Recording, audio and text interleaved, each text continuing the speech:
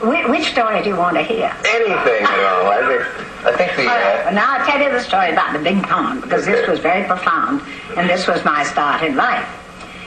I went into this show as an understudy, and I had worked 2 weeks for a man named Edwin Knopf, who's the brother of Alfred Knopf, and a very sweet and distinguished man who gave me my first job after I graduated from Bryn Mawr. And he said, write me a letter, and I will tell you whether we can use you or not.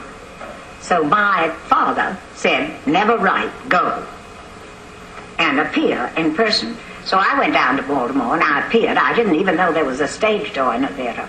And I went in and I sat down and I watched rehearsal. It was a very distinguished company. Mary Boland, Elliot Cavett, Kenneth McGowan, a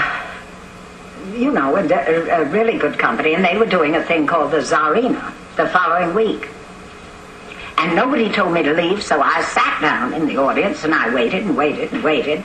And finally, 5 hours passed. And I nearly died. I got excited. I had to go to the John. It was pitch dark. I felt my way around trying to find a ladies' room. Finally did. Came back, sat down. And Eddie Knopf was always sitting right up in the front of the audience watching this dress rehearsal. And finally just walked by me and said, report for rehearsal Monday. That's how I got my job. I didn't say how much or anything. So I got my job and was given a nice little part in the Tsarina.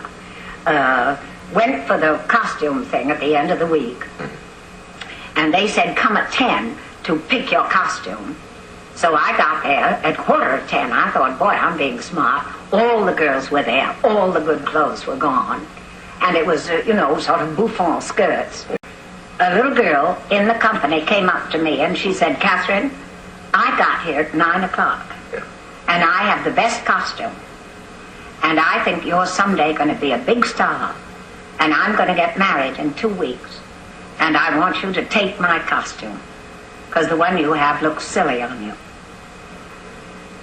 And I nearly fainted and I looked at her and I thought, if you have any character, you'll say, you're terribly sweet, but I can't do it. But I didn't. I said, do you mean that? She said, yes. I said, thank you very much. Let me try it out. And I took it. Who was that woman? I don't know. What a great story.